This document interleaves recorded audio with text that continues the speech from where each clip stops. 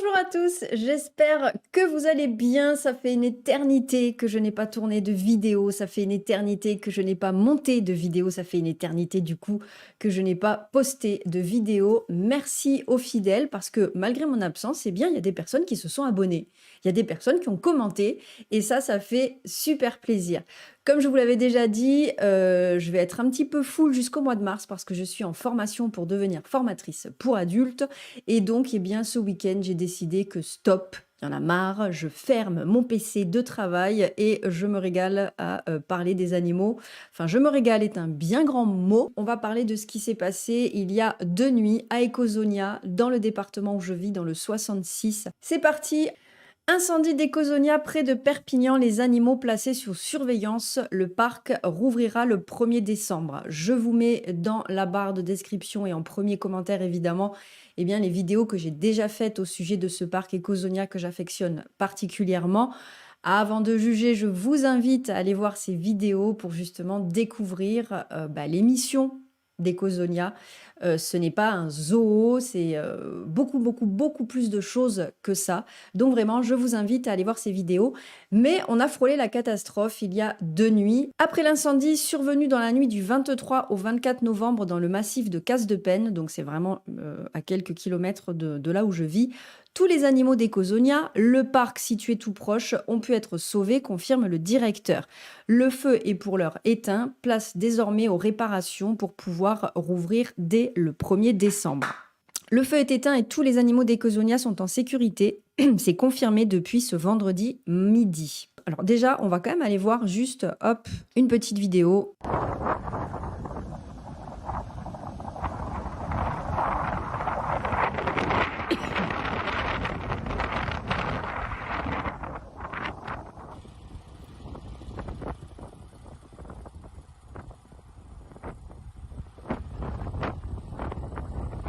Il faut savoir que le parc est vraiment situé en haut d'une montagne, en fait, hein, tout simplement, et forcément entouré d'autres montagnes et d'autres collines. Et donc, si l'une d'elles prend feu, forcément, le parc est menacé. D'ailleurs, on va aller faire un petit tour, hop, déjà voir le communiqué. On regarde dans un premier temps le communiqué d'Ecosonia qui est paru donc il y a 17 heures. Communiqué de presse 24 novembre 2023, feu de forêt à Ecosonia.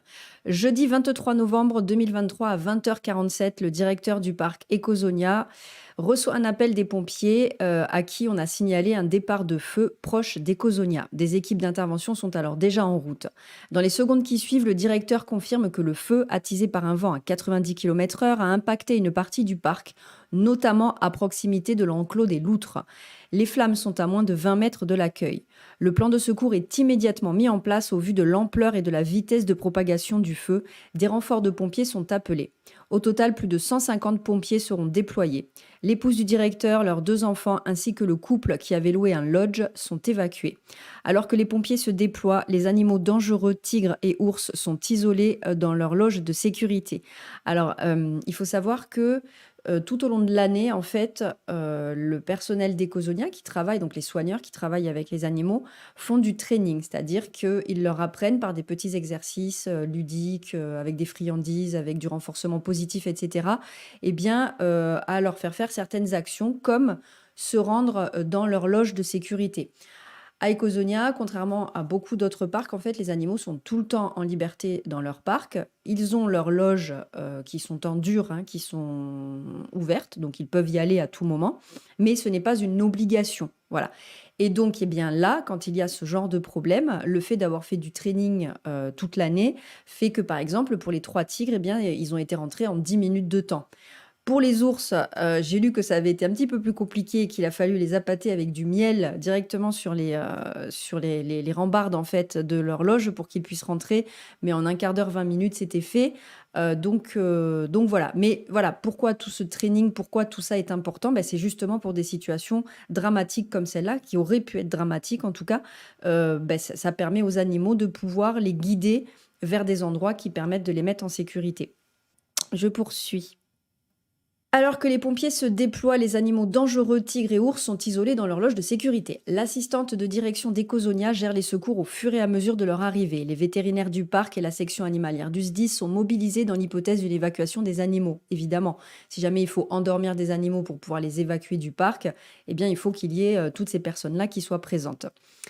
Grâce à ces importants moyens, le feu est très rapidement circonscrit. Les vétérinaires d'Ecosonia et le directeur font ensuite un tour des clôtures les plus proches des feux et contrôlent à distance l'état sanitaire des animaux. Résultat, aucune structure zoologique n'a été impactée et tous les animaux vont bien. Les pompiers resteront sur le site toute la nuit pour surveiller toute reprise éventuelle. Ecosonia restera fermé jusqu'au 30 novembre afin de remettre en état la piste des visiteurs. Ecosonia remercie pour l'investissement la préfecture, le département, la commune de Casse-de-Pène, les pompiers et toutes les personnes et institutions qui ont permis d'éviter le pire. Franchement, je me suis couchée dans la nuit du 23, je me suis mis tranquillement devant Netflix pour chiller pépère et je reçois un premier message de ma maman, un message dans la foulée de ma meilleure amie, un autre message, un autre message, un autre message et je me suis dit bordel, il se passe un truc de fou. Et là, j'ai été vraiment, vraiment prise de panique parce que, pour y être allée plusieurs fois à Ecosonia, pour voir tout le travail qui est effectué avec ces animaux, travail de réhabilitation et cetera. Vraiment, je vous invite à aller voir les vidéos que j'ai faites à leur sujet. Ils méritent pas. À partir du moment où il y a de l'enfermement, c'est compliqué, mais j'ai envie de vous dire, les feux de forêt, il y en a plein l'Amazonie qui tuent des animaux qui sont, eux, laissés en liberté aussi. Donc voilà, contre les flammes, malheureusement, c'est très, très difficile de lutter. Donc, franchement, dans les commentaires, pour ceux qui vont commenter, j'ai été un petit peu sèche, moi, dans les commentaires que j'ai mis sur Facebook. Mais c'est vrai que, voilà, évitez de dire, voilà, ce qui arrive quand les animaux sont enfermés. Apprenez à connaître ce parc. Au contraire, allez donner votre soutien, allez rencontrer les animaux, allez rencontrer les soigneurs. On est vraiment heureux. Moi, j'ai été très soulagée quand j'ai pu lire du coup que ça allait bien. Je poursuis la lecture. Sur place, les loutres les plus proches des flammes lors de l'incendie sont saines et sauves. Au moment du sinistre, elles se sont terrées dans leur cachette près du bassin d'eau, confirme leur directeur Cyril Vaccaro, avant d'être réapparu quelques heures plus tard. Pas de dégâts non plus dans la volière à quelques mètres de là où se reposent 4 rapaces éprouvés de la veille. Ils étaient pas mal stressés hier, confie Claudine Perroteil, l'assistante de direction d'Ecosonia. Un état constaté par des soigneurs et le personnel. Quand il panique, l'oiseau se met à pas mal tourner dans la volière, très proche des filets de sécurité, et il en trouve son bec pour haleter, détaille celle qui est aussi chargée des ateliers pédagogiques. Pour autant, cela n'a pas duré. Ce matin, les vétérinaires ont refait le tour de tous les enclos et s'assuré qu'aucun animal n'était blessé. Ce matin, les rapaces sont en pleine forme. La fauconnière les a nourris et a pu vérifier leurs ailes et leurs pattes, et il n'y a rien, se réjouit Claudine. La soixantaine d'autres animaux ont tous pu regagner leur enclos dès ce matin en toute sécurité. Aucune clôture n'est endommagée et aucun animal n'est blessé ou brûlé. Le feu a pris à l'extérieur des écozones où sont les animaux. Seuls Zéphyr, le hibou grand-duc de Sibérie, et Zaya, le chat léopard de l'amour, ont dû être mis à l'écart pour vérifier qu'ils n'ont pas été intoxiqués par les fumées. Ils resteront en surveillance quelques jours. Un protocole rondement mené dont se félicite l'équipe de direction. Hier, les 3 vétérinaires et l'équipe animalière du SDIS étaient sur place prêts à intervenir pour exfiltrer les animaux en cas de propagation des flammes. Mais nous n'avons dû endormir aucun animal. Tout a pu être géré dans le calme et sur place, détaille le directeur. À chaque fois que j'ai pu aller visiter, dormir sur place, etc., le parc, et que j'ai eu la chance de pouvoir discuter avec Cyril, le directeur, et toute l'équipe, hein, ils sont vraiment super. Justement, on en parlait du feu, parce que nous, dans les Pyrénées-Orientales, on est en proie hein, aux incendies. L'été, par exemple, c'est terrible. Donc, on est habitué à tout ça. C'est vraiment une très mauvaise habitude, mais on est habitué à tout ça. Et c'est vrai que c'est des questions à chaque fois qu'on lui a posées. Comment faire si jamais un jour un feu se déclare, etc. Alors, c'est vrai que dans le parc, déjà, il y a des bornes à incendie partout. Vous verrez si vous allez le visiter pour justement faire en sorte que...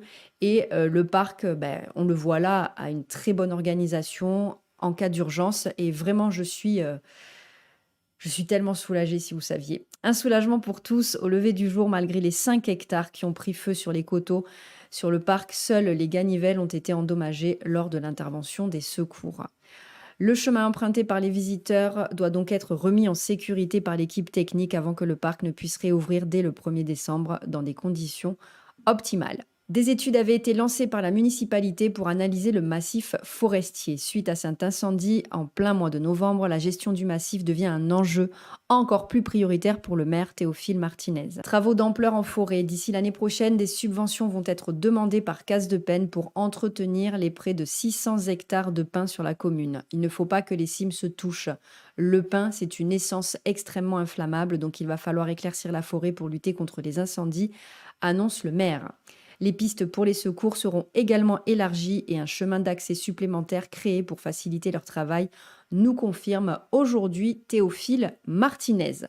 Voilà pour cette nouvelle qui nous a fait vibrer et peur pendant toute une nuit et qui du coup nous donne le sourire aujourd'hui. Il me tarde le mois d'avril pour pouvoir aller de nouveau redormir dans un lodge. Alors là j'ai fait le tour, ça y est, je les ai tous faits, mais nous allons certainement nous refaire la nuit avec les dholes et les tigres parce que je suis tombée profondément amoureuse de cet animal, le dhole, que je ne connaissais pas. C'est un animal qui est absolument fabuleux. Donc nous y retournerons et en plus, dès le matin, je vais pouvoir faire une matinée soigneur et donc accompagner justement un soigneur pour faire le tour des parcs. Voilà, je vous invite à y aller. C'est vraiment un parc qui mérite en tout cas d'être vu. Ce sont des actions de protection des animaux, de réhabilitation des espèces menacées qui me touchent énormément. Je pars du principe que critiquer, c'est facile, mais que par contre, agir demande non seulement de la volonté, certes, énormément d'argent. Vous vous doutez que pour construire un parc comme ça, on n'ouvre pas ça comme on ouvre un commerce au bord de la plage, évidemment, mais c'est surtout une vocation. On ne peut pas tout d'un coup se mettre à vouloir créer un parc avec des écozones. En plus, ça va aller jusqu'en 2030, hein, donc je veux dire, c'est vraiment une action d'une ampleur qui est incroyable. Voilà. Je parle toujours d'écozonia. Je sais que des proches à moi, je reviens un petit peu avec vous, je sais que des proches à moi ont encore beaucoup de difficultés à franchir le cap d'aller voir ces animaux. Allez-y. Voilà, je ne sais que vous dire, allez-y, parce que vous ressortirez de là en ayant rencontré des gens qui savent pourquoi ils sont là, qui savent pourquoi ils se lèvent le matin. Et ça fait plaisir de voir des gens qui font pas de la merde, en fait, parce qu'on le sait, le vaste domaine de la protection animale, eh bien, c'est aussi de la merde. Et là, ça fait plaisir de voir que des gens font des choses. Voilà. Je vous souhaite une excellente journée. Prenez soin de vous. Prenez soin des veaux aussi. Prenez soin de vous et de vos poilus. À très bientôt. Bye.